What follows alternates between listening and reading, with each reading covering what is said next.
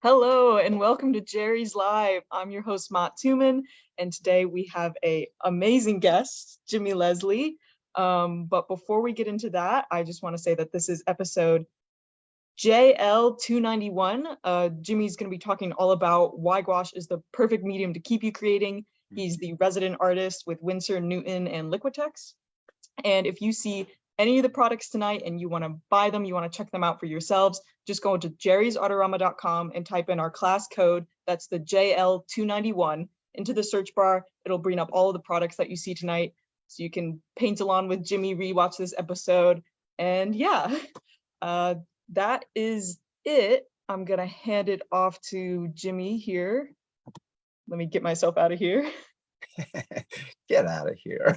Yeah. All right, awesome. Thanks, Mott. Appreciate it. Hey guys, so if you have never attended a Jerry's Live before, as Mott said, my name is Jimmy, and I'm the resident artist for Winsor Newton and its sister brand Liquitex, and I'm always excited to come to these. They're a lot of fun. We always get a lot of good questions, so I'm putting a little pressure on you tonight. Good questions, or just throw questions at me. Don't worry about them being good. You got something on your mind about gouache, throw it out there. It's not too silly. It's not too elementary. It's a great way to spark conversation. And I guarantee somebody else is probably thinking of that question too, but they were a little scared to ask. So don't be shy here tonight. There's no issues with asking any sort of questions.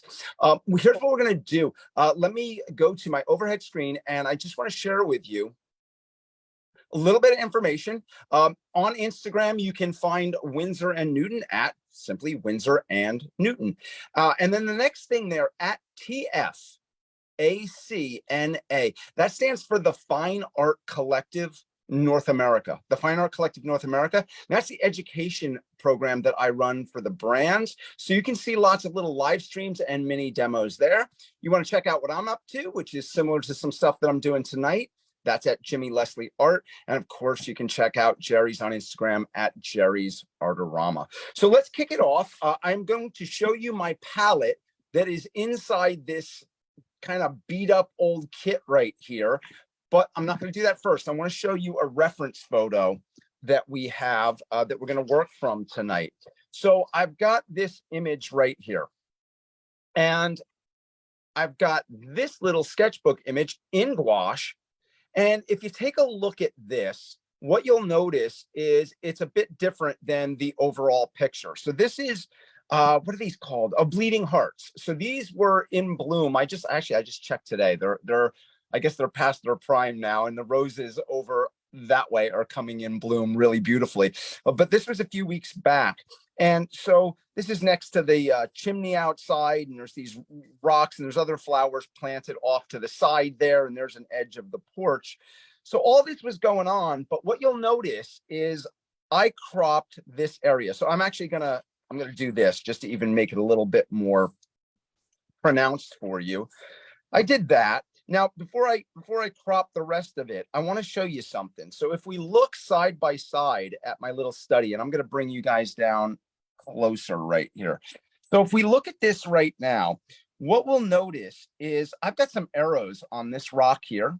Got another arrow on this rock here. So I liked this shape, and I brought it up into this composition. So I brought this rock up. I also liked the light on this. I like the yellowish nature in all the grays that are down here. So I'm making a note here that this was brought up into the composition too. So I kind of compressed the composition. And then what you'll notice too is I really kind of simplified a lot of forms. I've got dark areas around here, which we have happening in the actual photograph. So I've done that here. But there's a mass of leaves, and I've kind of simplified that. And just if you really squint your eyes right now, I'm going to ask you to really kind of squint when you look at this. You'll see that this pops out, and that's what I wanted to have happen here. And then in these few other areas as well, those are the lights that kind of pop out and jump out at you. So I'm gonna kind of crop that further still, or just really just fold it over so you guys can kind of see. Actually, you know what I'll do? I'll tear this off. I don't want it to be in the way, and we don't need it. So we're going to do that. And we'll leave those rocks in there as a reminder just for now of what we're going to do.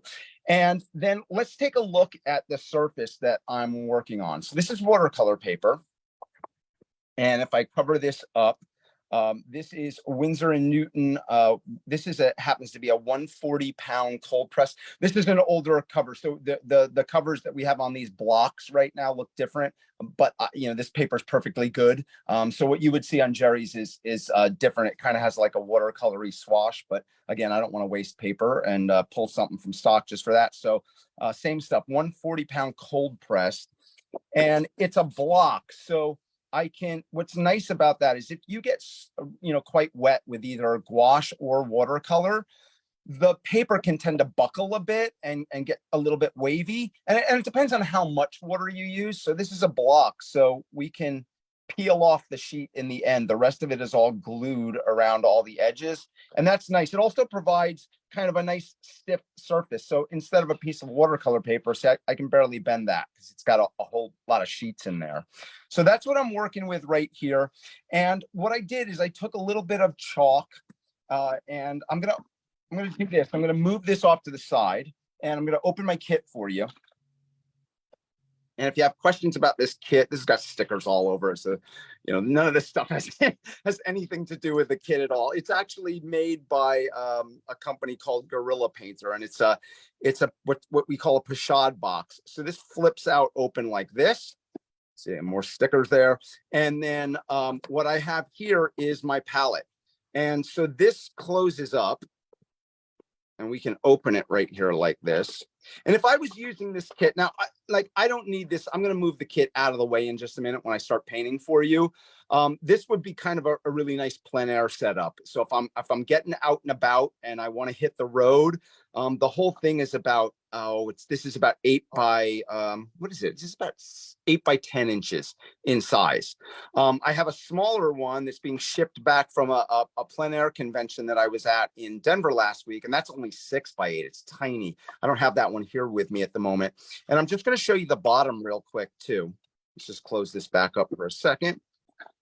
And the bottom, I have what you'd call a shoe, right? That would be what you would attach to the bottom of a camera, and that can clip on my tripod in just one flick of a little button. So I can put that on my photographic tripod and I am ready to go. And I'll just show you in here. I've got all my gouache tubes in here. Now that I flipped it upside down, it's a little bit of a mess. I've got my piece of white pastel pencil there for drawing on a dark surface, and I'll get to why that is. I've got a variety of brushes and I've got my tubes in there. I can fit a lot of stuff in there.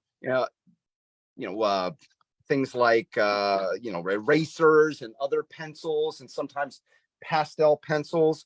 Now let's show you the palette and what colors I'm using right now. So if we have this here, and again, I'll bring you a little bit closer. Funny thing about an eraser. So I was at this plein air convention and I couldn't find my eraser. And I asked somebody I was painting with, I said, oh, do you have an eraser I could borrow? And I loved her comment. She was being really, really silly. So she wasn't serious about it, but she said, yes, I keep erasers for other people who make mistakes. I loved that. I thought that was really kind of funny. Okay. So really quickly here, just for some of the people in the chat, Jerry's does sell that Gorilla Pochade box that Jimmy showed. If you get it. Yeah, it's super cool. I don't have anything to do with their company. I've met the owner before, and I think I have 3 of their boxes, and they're super lightweight and they take a crazy beating. So I like that. So we're working with Designers Gouache. That's what I'm going to be working with. And the name Designers that you see on here comes from the fact that prior to the days of the computer, which is making this possible right now, designers or illustrators would use gouache because the key characteristics are that it's really matte, it's water-based, so it dries very, very quickly, and it's very opaque. So the matte part comes in quite handy. And if I show you my sketch again right there, even if I turn this in all sorts of light, you don't get any reflection off of it whatsoever. So that meant illustrators could shoot a photograph of the finished work and you wouldn't have any glare, and then it could be ready easily for print. Now, I like the matte nature of gouache because you know, when you're trying to photograph your artwork, sometimes I was trained as an oil painter, and the glare can be really, really wicked. That can be hard to combat if you don't know what you're doing. And I'll be the first to admit, as a photographer, I don't know what I'm doing. Thank goodness for the quality of photography and the cameras that we have today. So let's start banging this out a little bit. I've got my permanent white right here. I've got yellow ochre. I've got my cadmium-free lemon. So cadmium-free colors are colors that we came out with in Winsor & Newton back in 2017 that are alternatives to the heavy metal cadmium. So if you don't want to use those, and they have the band on here that says cadmium-free. And if you have questions about that, that's fine. We've got cobalt blue in the mix right here. I've got a turquoise blue in here as well. Cerulean blue, beautiful color there. I've got cadmium. Actually, I don't have the cadmium free variety with me. I thought I did tonight, but I don't. I have the cadmium scarlet. And then I've got permanent rose. So basically, I've got kind of cooler and warmer versions of yellow. I've got cooler and warmer versions of a red here. And then I know blues, right? We think of blues just in general as being cool. But the cobalt blue is a bit warmer than our turquoise blue and the cerulean right there. So that's what we call a split primary palette. So split because it's warm, cool, warm, cool, warm, cool of primary colors. And I just have an extra blue in there. You'll notice I don't have a green on the palette. That's not because I don't think it's worthy to have a green on the palette. I just like to try to keep my palette limited. But I will show you two greens that I really, really dig. This is, and maybe I'll put them out. This is oxide of chromium. It's a very, very opaque and very earthy green. I really like that quite a bit. And then we've also got permanent green middle. Permanent green middle is kind of you know, it's not meant that the name permanent green middle means it's middle of the road. But what I mean by that, when I say that, it's not really, it's sort of a neutral. It's not an overly warm or an overly cool green. It's sort of right in the middle, whereas oxide of chromium is quite cool. So maybe I'll put those on the palette. But the key tonight that Mott mentioned is I love gouache for helping us stay active painting. And with these tiny tubes, as opposed to big 37 mil tubes in oil and oil drying very slow, this is great for going on the road. Everything, again, I can fit in that kit. And I'll reach over here just one more time to just kind of show you. I'm going to raise you up here a bit and just kind of show you compared to my hand right here. I can grab, you know, there's me grabbing that whole kit with my hand right there. So you can see it's not very big. It's pretty light. I can hit the road quite easily. And I love that.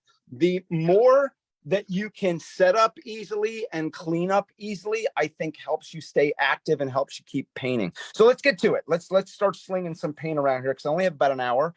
And we're going to see what we get to try to kind of recreate this little image in the sketchbook. And I will show you some other sketches in this book too, made in gouache, and kind of talk about that a little bit more as I get going. So let me get some color down and then we'll field some questions, see what you guys are asking, and get down to other things that I have to share with you. One last thing, my brush, I've got a 1/2 inch 1 stroke. So it's a flat brush right here. This gray handle, I've still got a little sticker on there, but you can see here it says synthetic sable. So this is a synthetic version of a natural sable. And I was in on the ground stage of testing these. So that's quite nice. So I put them through their paces. And this one is a rigger. I'm going to put that on my hand so you can really kind of see that. A rigger is long and extended. It's almost very much like a pinstriper's brush. If you ever seen that, you can get really long strokes with that. So let's jump right in. I've got my water off to the side. This is a little, I don't know, you guys must have some sort of collapsible water carrier. I'm not going to collapse this all the way because there's water in there. That would be bad. But this one folds up, and I know there's other ones that are kind of like an accordion style type things. Yeah. Jerry's does have a few things like that. But really quickly here, can I ask you a couple questions? You can jump in at any point and ask me questions. Yes. Yes. So one person wanted to know, you know, acrylic is something that people often mix with gouache. They'll put acrylic down and put paint oils on top. They're wondering if that also works with gouache. Yeah, no, not really. Here's the thing. If you're working with oils on top of acrylics, and while I'm answering this question, I'm taking a little bit of the cobalt blue. I'm taking a touch of the permanent rose, and that's making sort of a dark kind of a violet there. And I'm taking a little bit of the yellow ochre to mute that down, essentially kind of trying to make myself almost like a dark black. But without using a black here in the palette. So when you work on top of, and I'm just going to start to block in, I'm going to move this over just a touch for you, and start to block in negative space here. So around the other things, the things that we actually see as the objects. So if you are working on top of acrylic, the thing about acrylic is it is not soluble when it's dry. So in other words, once acrylic is dry, you can't re-wet it with anything. It's going to be locked down in place. So when you work with another wet medium on top of that, like oil, you're not going to lift it.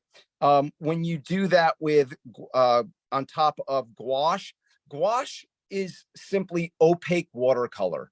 So it's still made with a gum Arabic binder. That's the binder that you have in watercolor.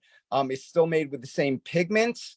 So it is going to re-wet just like watercolor is. It's the difference is what our chemists do is pack as much pigment in it as possible to make it as opaque as you can. And I say as possible because you can't just load a never-ending load of pigment in a paint and expect it to work. I always like to say it's sort of like making a cake, right? You can't just put endless amounts of flour in a cake. Otherwise it becomes this, well, you can imagine, right? That just tastes, I feel like I can taste that in my mouth right now, how horrible and dry that would be, right? And paint would be the same. But they try to make that very, very opaque. So yeah, if you start to work on top of that with oil, it's going to reactivate everything that we see here. Now, you'll notice as, let me mention something about the ground that I have down here, because you mentioned acrylic. So I started at the top of this. I said that the Winsor Newton sister company is Liquitex. So I took some acrylic gouache and I mixed a little bit of this brilliant purple with a little bit of Mars black to get this muted violet here, because I thought it was sort of somewhat similar to the darks that might be in here, and I could build on top of it with lighter grays. And instead of the white of the paper showing through, if a little of this shows through, it's probably not going to be jarring to your eye. Now, I just want to be super clear though, because since we're talking about Winsor Newton Designers Gouache, the Liquitex acrylic gouache is not gouache in a true sense. In other words, it's not water soluble like this. It's not an opaque watercolor. It is acrylic in every sense of the word. The reason it's called acrylic gouache is because, like our watercolor gouache we're using right here, it's going to dry very, very matte. It's going to be very opaque. So hallmarks of gouache. So for people who want to use acrylic but want gouache-like attributes, that's where acrylic gouache comes in. But keep in mind, it's a different beast. So I'm putting that kind of off to the side right now, and we get back to our designer's gouache here and get in the mix. So I'm gonna pull some down, more of this down in here. And again, I'll keep the questions coming if they are, and yeah, just reminding everyone else that you can't ask there's no I don't know what I want to say, limit. That's not the word. There's no there's no question you can't ask. I just want you to be really comfortable doing that. And you can also ask about just anything with the process of painting, because I will share some tips, which one of them right off the bat is that I try to block in the whole image very, very quickly and get color down everywhere, because color's relative, right? So when you start working with color, a color can look darker or lighter because of what's next to it. Right? A color can look warmer because you have a very, very cool color next to it. So to me, it's very important that what you start to do is get color down everywhere so you can start to make those relationship judgments. Really quick, we had Yep. a couple different questions about substrates.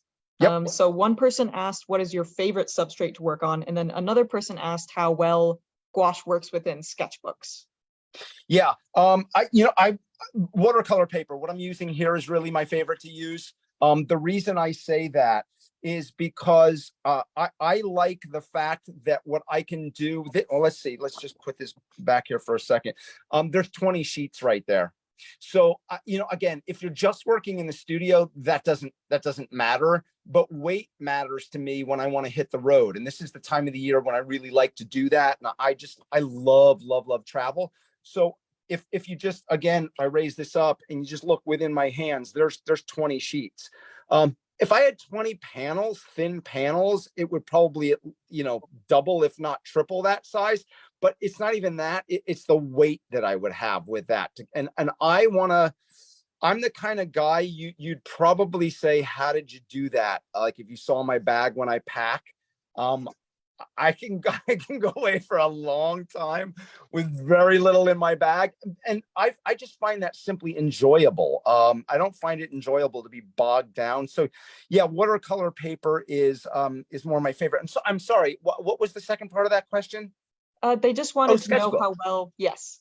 Yeah, sketchbook. I mean, fantastic. I'm a massive sketchbook keeper, if that's the way to say it. So if you check out on Instagram at Jimmy Leslie Art, most of what not all, but most of what I post are things from my sketchbook. And I like these little ones. I have a stack, probably about, I don't know, 80 or so of these, if not more, that I have filled up over the years. And, each one has about 120, 150 pages in it or something like that.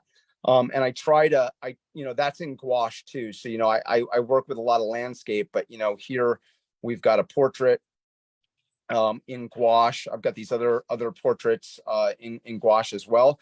So it depends probably these are of course pen and ink. It depends probably what you're doing in the sketchbook, like how wet you're getting. I think from past, Jerry's lives we've done before, I think you guys carry this. It's called Handbook Journal. I think we do. Yeah, I'm pretty positive, right? Yeah, and it's made by the Speedball company, and I like it because again, I can fit you can see in my hand, right? I can fit this in my back pocket. I can take, a pen like that, and I can do this. I'll let this dry for a second. I can do this. Here's my little watercolor kit too. If I really want to travel light. We actually don't make this Winsor Newton watercolor kit anymore, so it's kind of special to me. I can take this little kit as well and hit the road. And then I can come back later on and I can put highlights in with gouache, or I can do a finished work in gouache, but start in watercolor in my sketchbook. And the beauty of this is I can put the little rubber band back on. And we have if you go on the Jerry site, there's other kits by Winsor Newton that are equally as small. So that's it, right? That I've got a studio in my hand essentially. And a lot of times what I do is I'll put this in a little army surplus bag that I have. It's a tiny little pouch, also fits in the palm of your hand.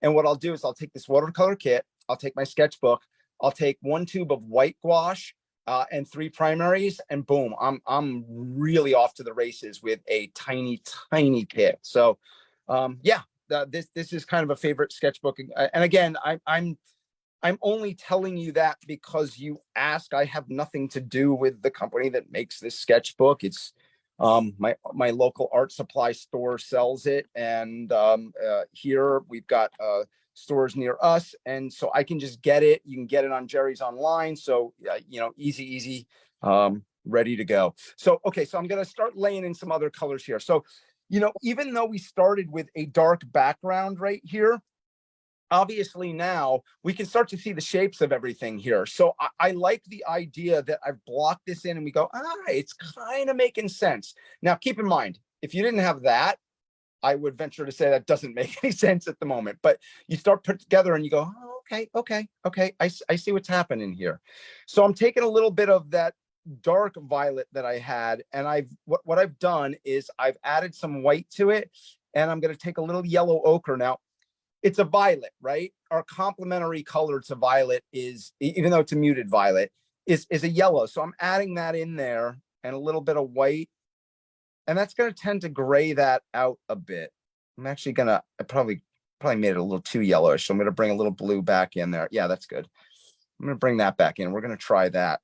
And I'm just going to come in here and yeah, actually that really, so notice what I was just saying before, how color is relative. I want you to take a look at this. Let's hold this up a little closer.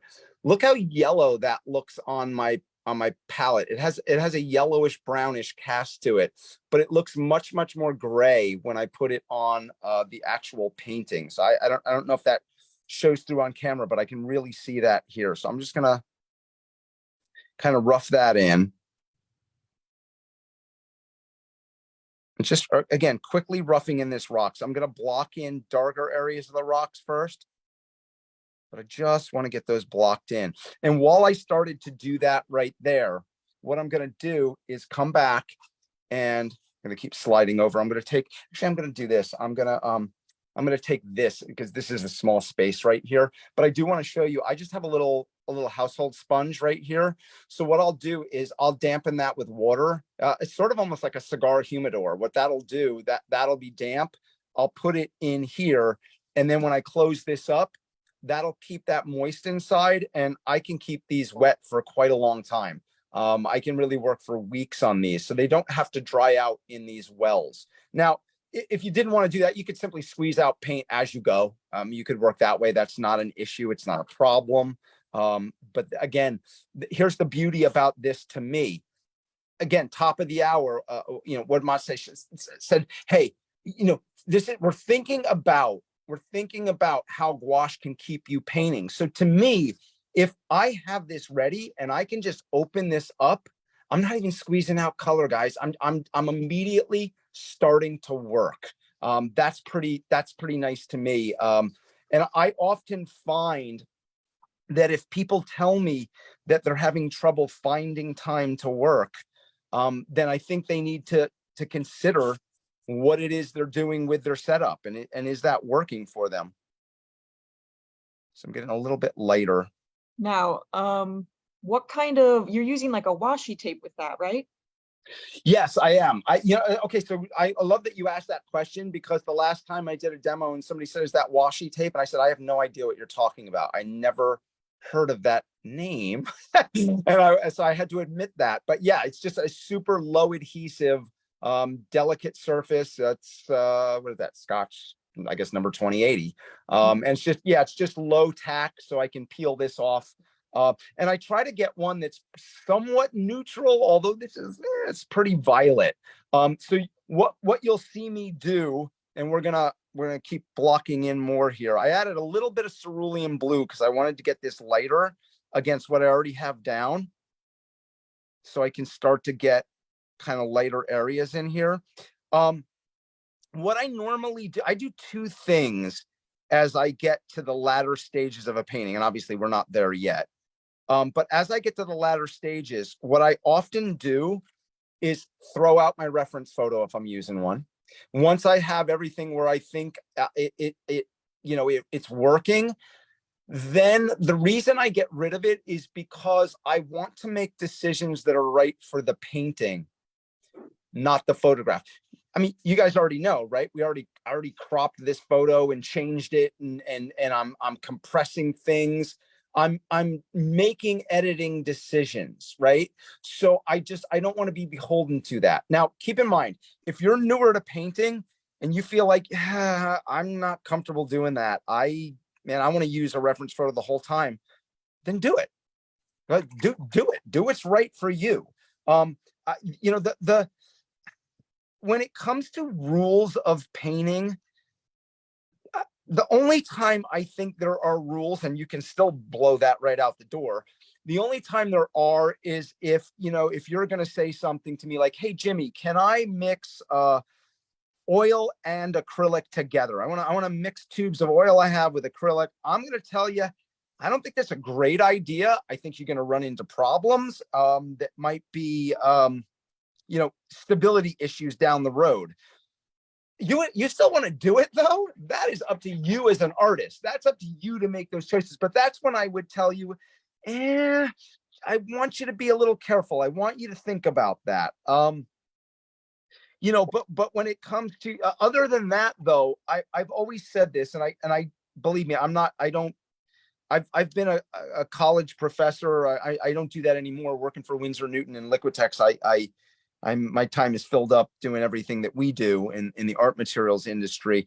And I'm just gonna, while I'm doing this, I'm just gonna go back to the image in the sketchbook too, and I will show you some more as we get into this. But I got to work quick. Let me find that image because I want to see the reason I want to find the image. And oftentimes when I have a study like this that I like, is this was done in about 10 minutes. So it's fresh. I didn't have time to think and mess it up. And that's what sometimes we overthink. I'm sure you've all been through that. So I'm not just paying attention to my reference photo off to the side here. I'm kind of taking a look at that. But what I was saying before I guess sort of before I interrupted myself, is that the only time I say I get kind of maybe a little bit hardcore with people is I say, if there's a teacher who tells you there's only one way to do something, or you must do it their way, there's no other way, that's the time when I'm going to say you might want to run, because there are a lot of ways to do things. I'm sharing with you my palette of the white, the yellow ochre, the cadmium free lemon, and so on and so on. That's just one palette. It's not the right palette. It's not the only palette. It's not the only way to be at all. And my palette changes depending on a lot of different factors. So I would never want you to think like, oh, no. Jimmy said, the yellow ochre and the cadmium free lemon, I've got to use those colors. No, you don't. You don't have to do that. Why would you have to? I think it's good to start with a very limited palette, because you can always add in. And what starts to happen when you start, and I'm taking, so I took, just to be clear here, I took a little bit of my turquoise, a little bit of my cadmium free lemon, and I made the color over here. But then I added more of that lemon inks to get a brighter mix of my green leaves up here. But you can always add things in. So for instance, this might be a nice palette that I tend to use, quite a bit, but I was just in Italy last month. So you can bet I had like a terracotta red, like a Venetian red on my palette. I mean, I wasn't in Venice per se, but I was in a little fishing village called Camogli, and you still see all those beautiful terracotta rooftops, right? So why wouldn't I grab a color like that and have it on my palette? Or if you were in the Caribbean, why would you not have like a cobalt turquoise light? Oh my gosh. Yeah, it's like you almost have to, right? It's just, and I call those, I'm mixing colors here. But when I have colors like that, like again, let's say I was going to the Caribbean or Caribbean, however you like to say it. I don't know if there's a right or wrong on that. But if you do that, I would say that, I would call that like a convenience color, like a color that is going to be a color of the landscape that you're going to be around. That can be quite a beautiful thing to have at your disposal and make life a little bit easier. All right, so here's something I want you to notice. You're seeing lighter and darker of the rock that I have here, but gouache will dry darker. It'll dry darker. So you can stand to paint with a little bit more intense colors, like intensely saturated, and lighter than you think, because they will dry darker. And let me just kind of, as I always do, if you've been on these Jerry's lives, I like to go face to face to make an important point, just to drive it home. People will often ask me, how do I deal with that though? How do I combat that? There's not an easy solution. It really comes down to a lot of trial and error, but I would simply, I'm a big believer. You've heard me say this before if you've joined us on these lives. I'm a big believer in play. So I'm in my studio right now, right? But when I go to my studio, I think we often have this in our head. And your studio might be a studio, it might be a kitchen table, it doesn't matter. It's your studio, right? So when you do that and you go to your studio, I think we often have in mind, we're going to make art. Makes sense, right? I'm going to my studio. What else am I going to do here? I'm going to make art. But I think, and this goes for any level, but particularly if you're just starting out, or particularly if if you don't have a huge amount. I've been doing this for a long, many decades.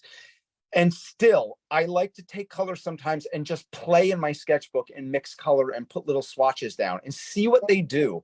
Try different colors than I normally use. But my point about the colors drying darker is take your sketchbook or take a scrap piece of paper and mix some colors and put them down and see what they look like dry. Let them dry, and then have that same color, put it next to it and see what it looks like there. So you can kind of get an idea how hard the shift is. I think what you're going to find out is you'll see more of a shift with darker colors than you will with lighter ones, right? You're going to see that shift is going to be a bit stronger. So keep that in mind. One other thing I want to tell you too, and I'm going to go back to the overhead view for this. This is kind of an important thing that is, I didn't want to do that. I want to, I'm going to go back here and there we go.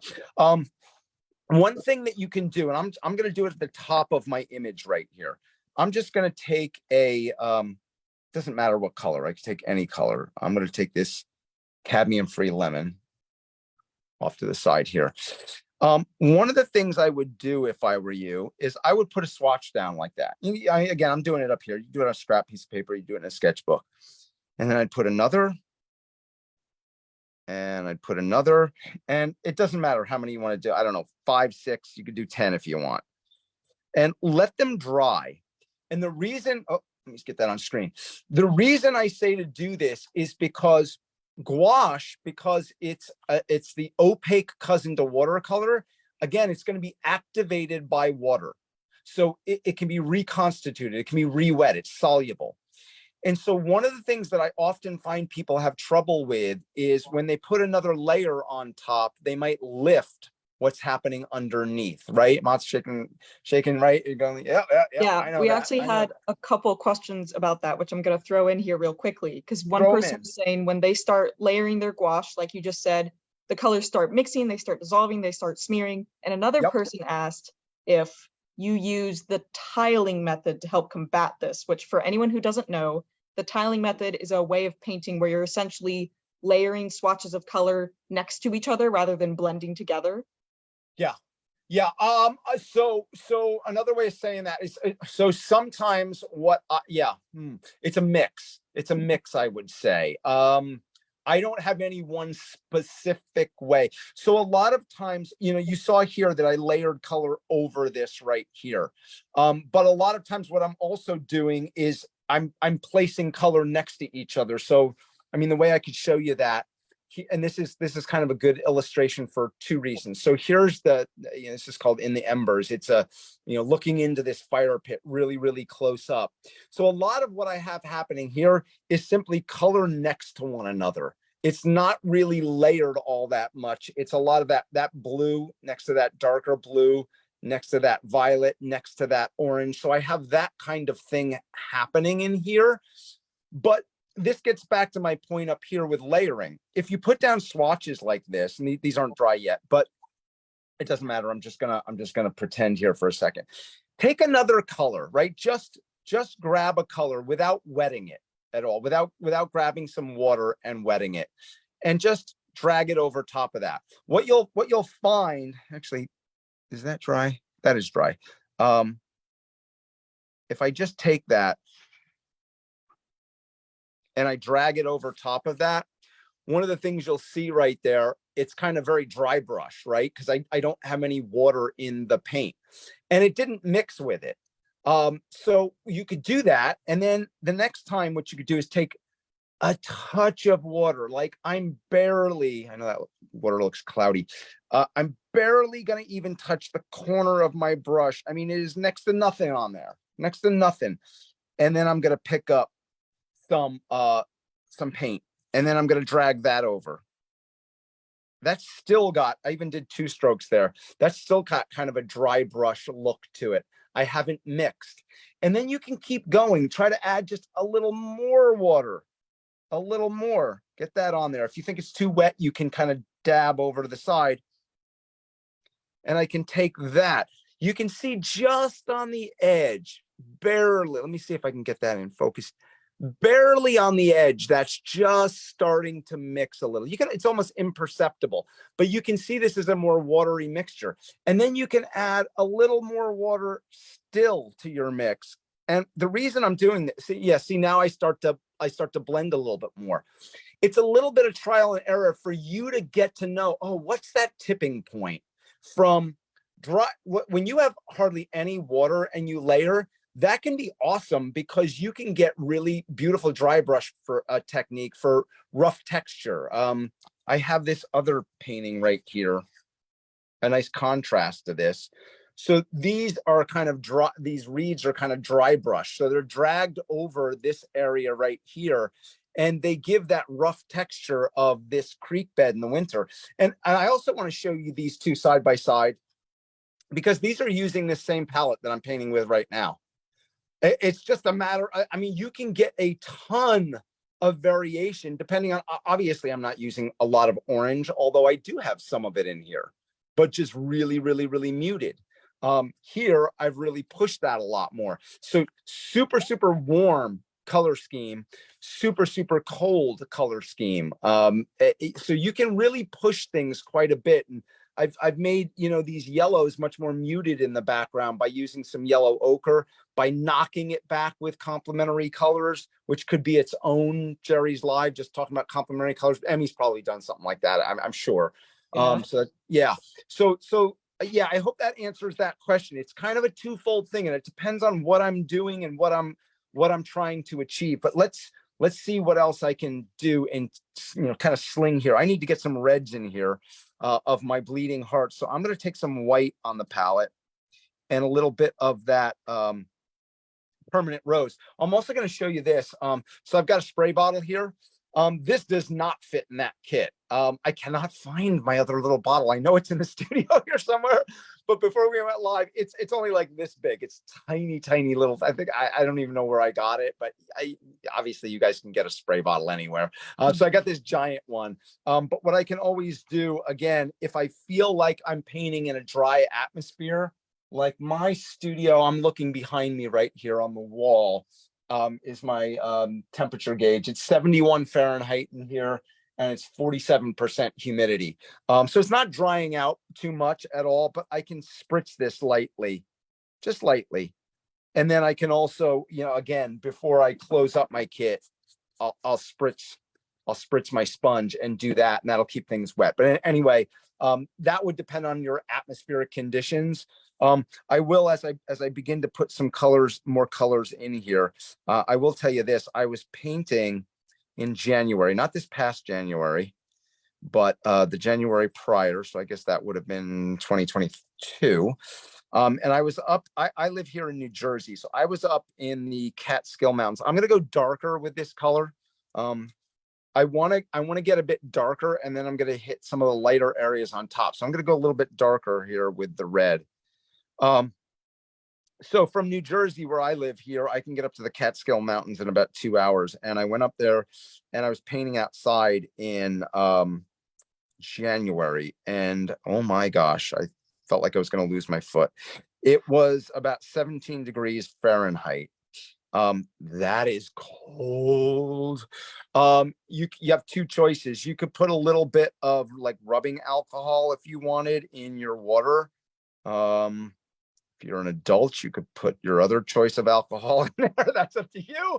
I will not judge. But nonetheless, that'll kind of keep your water from freezing. Obviously, right now we're well into spring. That is not an issue and not something we need to be concerned about. But again, your spray bottle will come in handy. Now, one of the things I like about landscape painting, or this I guess you'd call a little bit more of a still life maybe rather than landscape, I suppose, is that it's very, very organic, right? So here's the thing. I have this if this leaf is over here, it's not going to matter. It could be. That could fall off. If we went out, and this is in my backyard over there, because my studio is behind my house. Yeah, I mean, that could be different, right? Anything can change with organic materials. Obviously, the rocks probably aren't going to change much. But still, if we put the rock here, we can do that as long as we like the composition, as long as we like where it's placed. But it could be anywhere. So it's so very, very different than, you know, painting a portrait and trying to be, you know, naturalistic with it. You know, if that eye's up here and this one's down here, obviously we recognize that simply from looking at ourselves every day and other people. It's not right.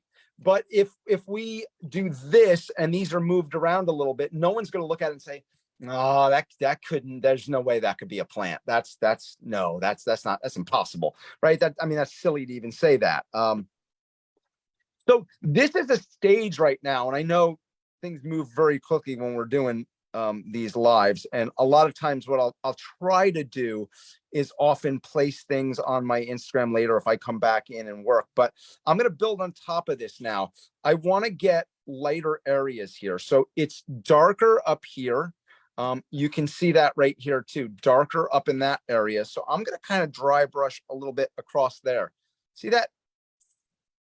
I want that rough texture of the rock. So see what happens when the dry brush is partially because my brush is fairly dry, but also I'm kind of quickly skimming the surface. I'm not fussing with what I have there. So, and that could probably still be a little bit lighter, but that's okay right now. I'm going to do the same thing here.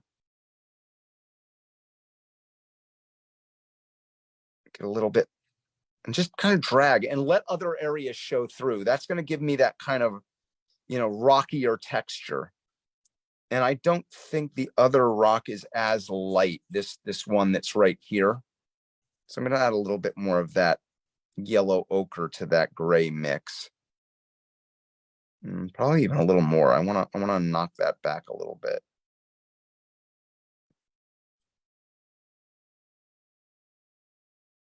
But going back to what I was saying before, play to me is really, really important. Yeah, that's better. That doesn't see that. Again, they're going to dry a little darker, but that doesn't pop here as much as what's happening right here. So I knocked that back a little bit. I continue. So I was at this, I mentioned before, I was at this plein air convention for Winsor and Newton in Denver last week, and just outside of that area, and you know, painting with all these other landscape artists and doing things like that. And I got talking with another artist who's in our education program. Her name is Marla Morrison. She's actually been on some Jerry's lives in the past. And we were talking about how we've both been at it a long time, decades. And we were both still saying, it's hard to paint. Like, we find that to be true. And we've been at it a long time. I say that to you because I like how that's popping out, right? That gets me some of what's happening here, but I probably can go back and get darker on that left side. But I like, if you squint your eyes at my study, this starts to pop out, this starts to pop out, this starts to pop out. And I like that that's starting to do that here. I can bring those up more now, but I like that that's popping off the surface. But what Marla and I were saying as we were chatting is, yeah, man, I think I was doing something and she heard me. I made a mark, and then I said something like, "Ugh." I kind of growled, and she was like, "Oh, that's not a good sound." I'm like, "Yeah." I was like, and I said to her, I was like, "Marla, painting is hard." You know, I said it almost like it was the first time I discovered it, right? And she said, "Yeah, it is hard." She said, and I wasn't complaining. It was just me, you know, kind of commiserating and everything. But you know, what it came down to is we were saying, yeah, it is hard, but I don't think we would do it if it weren't. I don't think it would hold the allure for us, right? If anything's too easy, you know, it's almost like, I don't know, have you ever played like a sport with somebody? Like, I think of something like not necessarily a team sport, but I think something like tennis maybe, or you know, It could be ping pong, it could be, I don't know, any like one-on-one thing like that. If your opponent isn't at your skill level and it's too easy to beat them, doesn't the fun just kind of drain out of that? Unless you just really like making people feel bad. Then maybe you're like, no, I just love beating people. I don't know. But you know what I mean? I think it's just not as fun, right? But when there's a challenge and you win because you know you've been challenged, or in the sake of painting, we don't call it winning, but you know, you've been successful, then you feel like, yeah, you know, like I like when I feel like I've kind of been in a good fight with my painting. I often find there are, what normally happens with me is that I start a painting, I block in everything like this. I feel pretty good. Like I feel pretty good about this right now. I don't have major complaints about what's happening with this painting at the moment. But I know we're up against the clock. We got about another 10 minutes. And I guarantee you there is a point where it might, not always, but it might just fall to pieces. And sometimes you have to go through a little bit of an ugly stage. And that's okay. And I say that to you, letting you know that, you know, in the, gosh, is it like 30 years I've been doing this now? I can't believe that's actually a truism. But I, you know, I have days, I want to share this with you. I have days, and I've said this before on some of these live episodes. I have days where my hand and my head, it's like somebody else's body. And I swear to you, I'm painting and I'm like, I'm in my studio here. And if you were with me and you know, you're just hanging out in the studio and you heard me talk to myself sometimes, I'd be like, what's going on? Like, I know how to do this, but it is not connecting. And that's when you need to like physically, literally step back.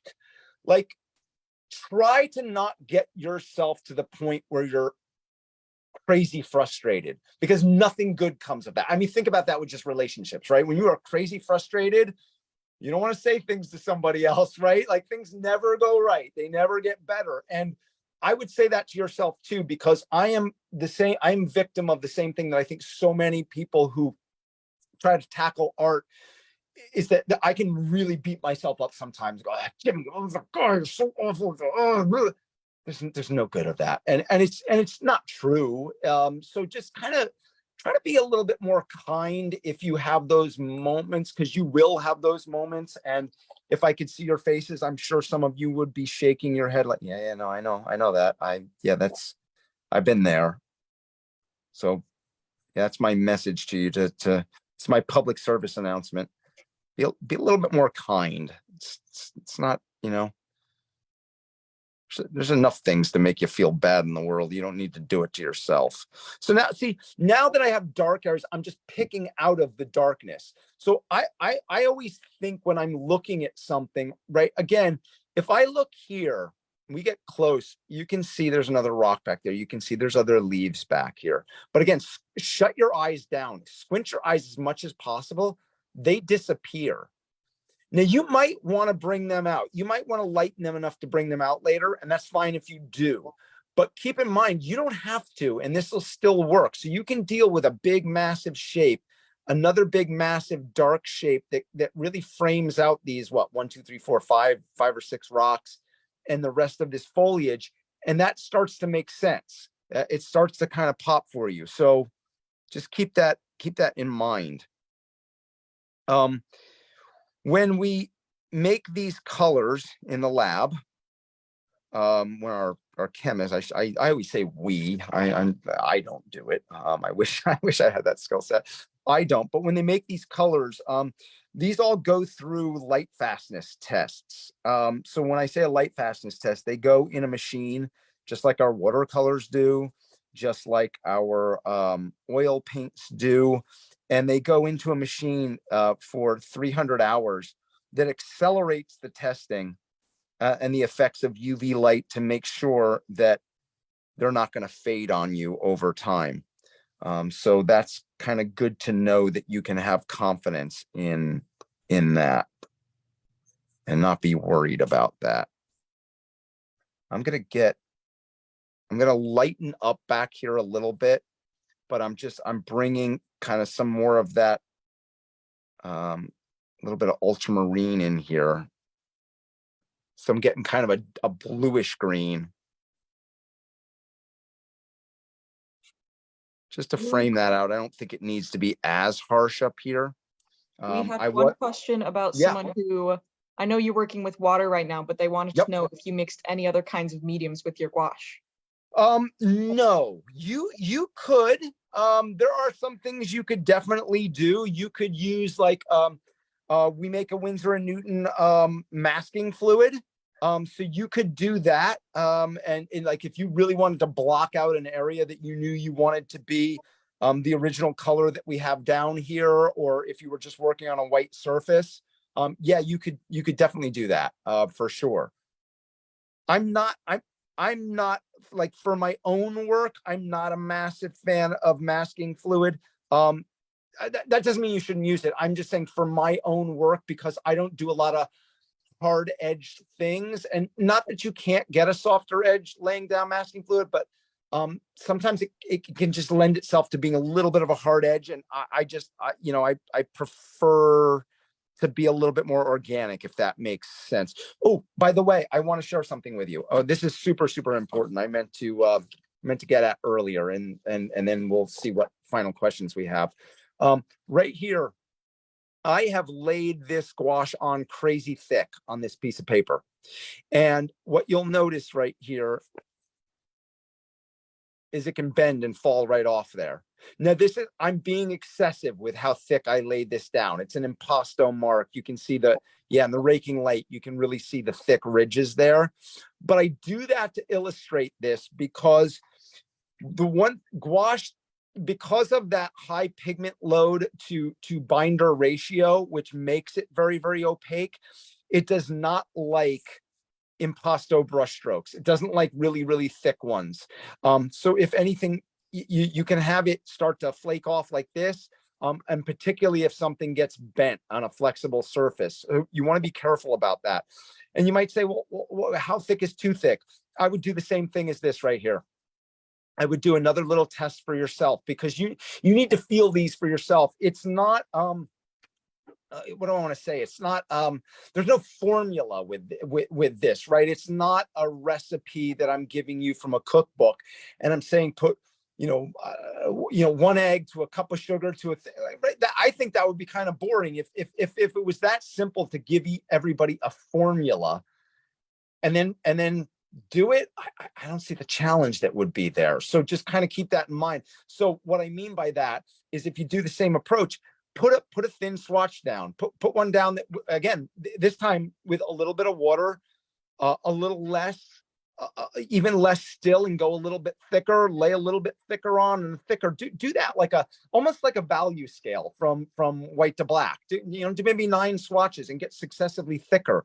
And then you can kind of, you'll be able to start to see when it gets a little bit more brittle, or if you start to bend the paper, you'll see if you have an issue. So kind of keep that in mind, because here, these are 2 recent ones. This is, I was in Italy last month. So this was a little one I just did the other day. And you can see I have rough textures on there because I've kind of dragged across the surface, and it is a bit thicker there, but it's not overly thick like that yellow swatch that I just showed you. And part of that roughness you're seeing is not even as much thickness as it is the roughness of the paper, which you can see over here in raking light. But I did get a bit thicker here, and I did get a bit thicker in some of these areas where I wanted to drag it and get the light on those buildings. And I did get a bit thicker here. This was like really hazy light up in El Dorado State Park in outside of Denver.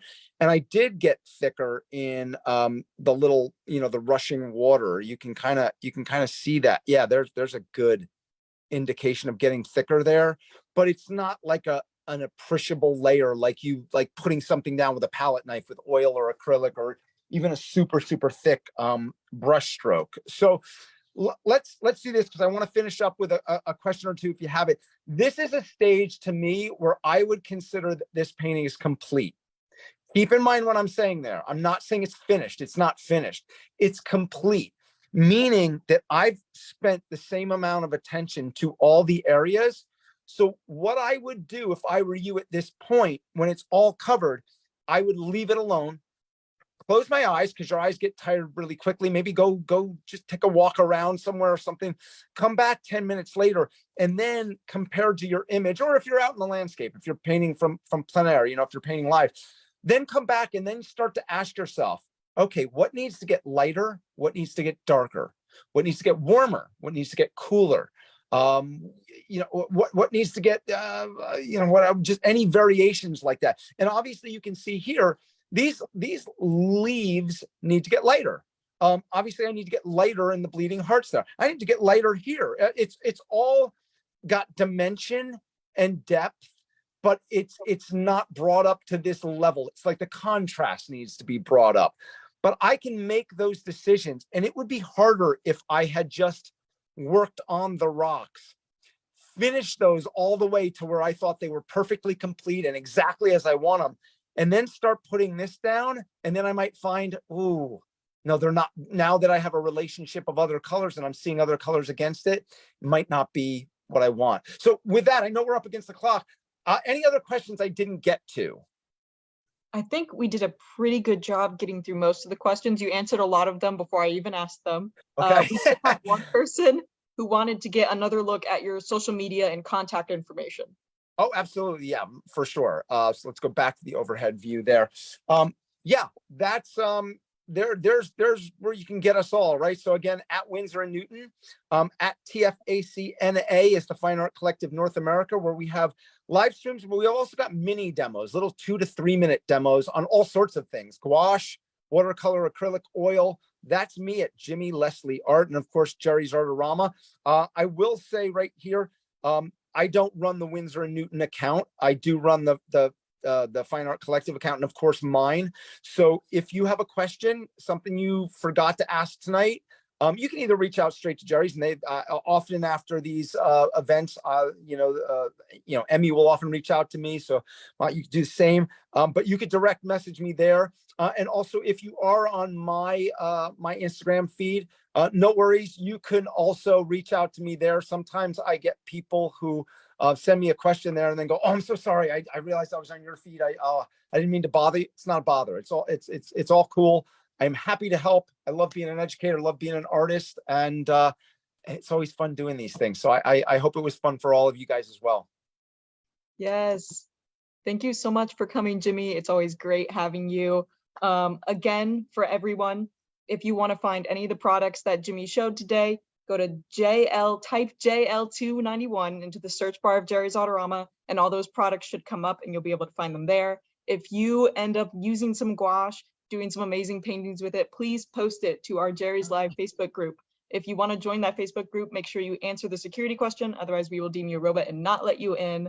But thank you so much for coming tonight, Jimmy. Yeah. It's been a great time. And next week, before I forget, Emmy is doing a show on creating your own oil paint, which I'm very excited to watch. Oh, that's a good one. Yeah. Excellent. Yeah. Yeah. So everyone come out for that. But bye, everyone. Thank you so much. Take care. Bye-bye.